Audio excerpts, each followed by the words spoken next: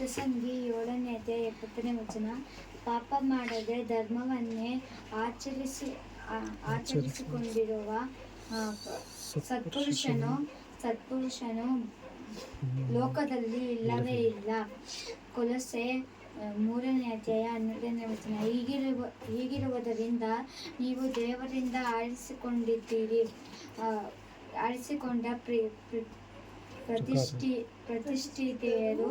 ಪ್ರತಿಷ್ಠಿತೆಯರು ಪ್ರಿಯರು ಆಗಿರುವುದರಿಂದ ದಯೆ, ಕನಿಕರವು, ದೀನಭಾವ, ಸಾತ್ವಿಕತ್ವ, ದೀರ್ಘಶಾಂತಿ ಸದ್ಗುಣಗಳನ್ನು ಧರಿಸಿಕೊಳ್ಳುವರಾಗಿರಿ. ಸರ್ ನಾನಿದ್ದೇನೆ. 12:28 ಜ್ಞಾನೋಕ್ತಿ. ನೀತಿಯ ಮಾರ್ಗದಲ್ಲಿ ಜೀವವಿದೆ, ಅದರ ದಾರಿಯಲ್ಲಿ ಮರಣವೇ ಇಲ್ಲ. Very good.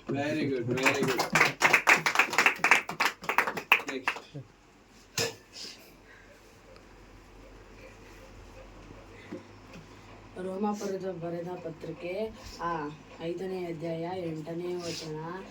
ಆದರೆ ನಾವು ಪಾಪಿಗಳಾಗಿದ್ದಲು ಕ್ರಿಸ್ತನು ನಮಗೋಸ್ಕರ ಪಾಪ ಪ್ರಾಣ ಕೊಟ್ಟದರಲ್ಲಿ ನಮ್ಮ ಮೇಲೆ ತನಗಿರುವ ಪ್ರೀತಿಯನ್ನು ಸಿದ್ಧಪಡಿಸಿದ್ದಾನೆ.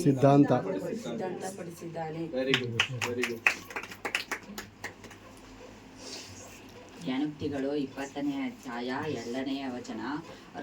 ರಾಜನು ಗರ್ಜಿಸುವ ಸಿಂಹದಂತೆ ಭಯಂಕರನು, ಅವನನ್ನು ಕೆಣಕುವವನು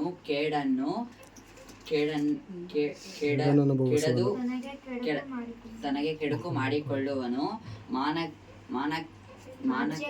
ವಾಜ್ಯಕ್ಕೆ ದೂರನು, ಮಾನಕ್ಕೆ ಯೋಗ್ಯನು. ಜಗಳವು ಪ್ರತಿಯೊಬ್ಬ ಮೂರ್ಖನಿಗೆ ಸಂಭವಿಸುವುದು ಸಹಜ. ಮೈಗಳ್ಳನು ಮಳೆಗಾಲದಲ್ಲಿ ಹೊಲಗೆಯುತ್ತಾನೆ, ಈ ಕಾಲದಲ್ಲಿ ಅಪೇಕ್ಷಿಸಲು ಏನು ಸಿಕ್ಕುವುದು? ಮನುಷ್ಯನ ಹೃದಯ ಸಂಕಲ್ಪವು ಆಳವಾದ ಬಾವಿ ನೀರು, ಆದರೆ ವಿವೇಕಿಯು ಅದನ್ನು ಸೇರಬಲ್ಲನು.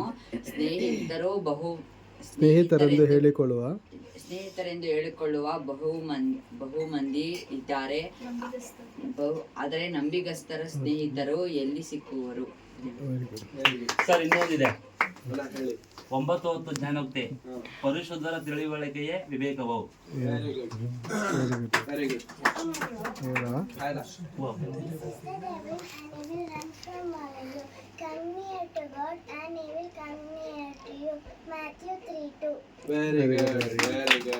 Thank you.